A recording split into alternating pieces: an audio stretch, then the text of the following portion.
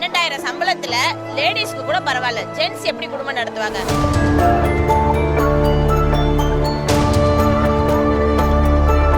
மே மாசம் சாப்பிட வேணாமா? இவங்கெல்லாம் 12,000 சம்பளம் வாங்கிட்டு தான் வாழ்றாங்களா? நாங்க ஸ்கூல்ல பசங்க மதிக்க மாட்டேங்கிறாங்க, வீட்டுல யாரும் மதிக்க மாட்டேங்கிறாங்க, யாருமே எங்களை மதிக்க மாட்டேங்கிறாங்க. குடும்பம் நடத்தல நிக்குது, என்ன பண்றதே தெரியல. நாளைக்கு எப்படியா செவியா கடைசி கட்டில உட்காந்து. என் பேர் சேரன், கடலூர் மாவட்டம் வேப்பூர் அரசியல் மேல்நிலைப் பள்ளியில் ஓவிய ஆசிரியராக இருக்கேன்.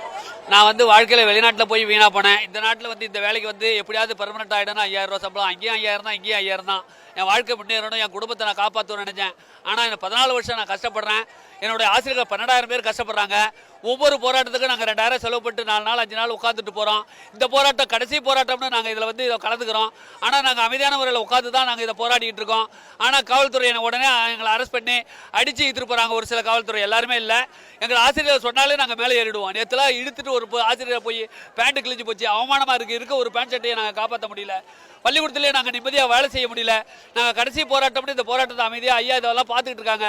அன்பில் பொய்யாமொழி எங்களுடைய சங்கத்தை ஆளுங்க ஒவ்வொரு நாளும் இந்த 4.5 வருஷத்தில் பார்க்காத நாளே கிடையாது, மனு கொடுக்காத நாளே கிடையாது. வாழ்நாள் பூரா நாங்கள் இதுக்காக 4.5 வருஷம் கஷ்டப்படுறோம். இந்த அரசு செய்யறேன்னு சொல்லிட்டு இதுவரையிலும் செய்யல. ஐயா எங்களை தேடி வந்து ஒவ்வொரு எதிர்கட்சியாக இருக்கும்போது எங்களெல்லாம் வீடு தேடி வந்தார். அதே மாதிரி நகரமன்ற கூட்டம், இந்த கூட்டத்தில் வந்து எங்களுக்கு சொன்னார், இந்த ஸ்டாலின் வந்த உடனே அந்த ஸ்டாலினுடைய வாக்கை நிறைவேற்றுவோன்னு சொன்னார். இதே மாதிரி தொடர்ந்து நிறைய வாக்குறுதி கொடுக்குறாங்க, எதுவுமே எங்களுக்கு செய்யல. எங்கள் குடும்பம் இன்னைக்கு நடத்தூரில் நிற்குது. எல்லாரும் இந்த பர்மனெண்ட் ஆயிடுன்னு நினச்சி ஒவ்வொருத்தரும் 4 லட்சம் 5 லட்சம் கடனை வாங்கி வெளியில் சொல்ல முடியாத வாழ்ந்துட்டு இருக்காங்க. எங்கள் குடும்பம் நடத்தல நிற்குது, என்ன பண்றதே தெரியல.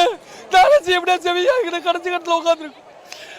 எப்படியாவது எங்களுக்கு பர்மனெண்ட் ஆக்கி இந்த 12,000 குடும்பத்தை காப்பாத்துங்க.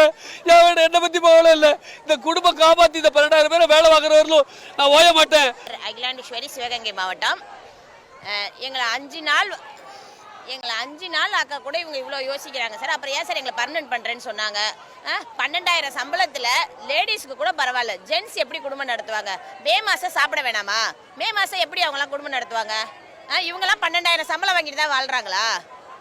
நாங்கள் என்ன சார் கேட்குறோம்? அடிப்படை ஊதியமாவது எங்களுக்கு கொடுத்து ஒரு முழு நேர ஆசிரியராக்கணும் தானே சார் கேட்குறோம். நாங்கள் ஸ்கூலில் பசங்க மதிக்க மாட்டேங்கிறாங்க, வீட்டில் யாரும் மதிக்க மாட்டேங்கிறாங்க, யாருமே எங்களை மதிக்க மாட்டேங்கிறாங்க. எங்களுக்கு சத்தியமாக நாங்கள் 12-15 வருஷமாக நாங்கள் அவ்வளோ கஷ்டப்படுறோம். என் பேர் மணி. நாங்கள் வந்து கடந்த 2012ஆம் ஆண்டு பகுதி நேர ஆசிரியர்களாக 16,546 ஆசிரியர்கள் நியமிக்கப்பட்டோம். நாங்கள் எங்களுடைய பணி நியமனத்தின் பொழுது எங்களுக்கு வந்து 5,000 மாத ஊதியமாக வழங்கப்பட்டாங்க. இப்போ நாங்கள் வந்து 12,500 ரூபா வாங்கிட்டு இருக்கோம். எங்களுக்கு 11 மாதம் தான் ஊதியம், மே மாத ஊதியம் கிடையாது. நாங்கள் பலகட்டமாக இந்த ஆட்சி அமைந்ததுலேருந்து பலகட்டமாக வந்து நாங்கள் போராட்டங்களை முன்னெடுத்திருக்கோம். பல்வேறு முறை அமைச்சர்கள் அதிகாரிகள் சந்திப்புகள் நடத்தியிருக்கோம். எங்களுக்கு அமைச்சர் அதிகாரிகள் தரப்பில் முத்தரப்பு பேச்சுவார்த்தைகள்லாம் பல முறை நடைபெற்றது. ஒவ்வொரு முறையும் அமைச்சர் சொன்னது என்னென்னா, உங்களுக்கு மிக விரைவில் வந்து நடக்க போகுது, படிப்படியாக நடக்கும் அப்படின்னு சொன்னாங்க. இதுவரைக்கும் எந்த விதமான முயற்சியும் செய்யலை, எந்த விதமான நடவடிக்கையும் எங்கள் எடுக்கலை. எங்களுடைய ஒற்றை கோரிக்கை என்ன அப்படின்னா, பணி நிரந்தரம் தான். இது வந்து திமுக தேர்தல் வாக்குறுதி எண் 181 சொல்லியிருக்காங்க. இந்த முறை மட்டும் இல்லை, கடந்த முறையும் சொல்லியிருக்காங்க. கடந்த முறை அவங்க ஆட்சிக்கு வரல, இந்த முறை ஆட்சிக்கு வந்ததுலேருந்தே நாங்கள் பல கட்டமாக கேட்டுட்டு இருக்கோம். ஒவ்வொரு முறையும் அவங்க சொல்கிறது என்னென்னா, கொரோனா காலத்தை சொன்னாங்க, அப்புறம் நிதிநிலை சரியில்லைன்னாங்க, நிதிநிலை சரியானவனும் செய்கிறோன்னு சொன்னாங்க. இது வரைக்கும் எங்களுக்கு எந்த விதமான முகாந்தரமும் இல்லை. அவங்க பணி நிரந்தரம் செய்வதற்கான எந்த ஒரு முகாந்தரமும் இல்லாதனால நாங்கள் இந்த ஆண்டு கொண்டு பார்த்தீங்கன்னா ஜூலை 8ஆம் தேதி ஒரு 12 நாள் தொடர் போராட்டத்தை நடத்தணும். அப்போ என்ன சொன்னாங்க, 12ஆம் நாள் நடக்கும் பொழுது அமைச்சர் வீட்டில் ஒரு டெத்து நடந்துச்சு. அந்த டெத்து முடிஞ்சதன் பிறகு ஒரு நல்ல செய்தி வரும்னு சொன்னாங்க.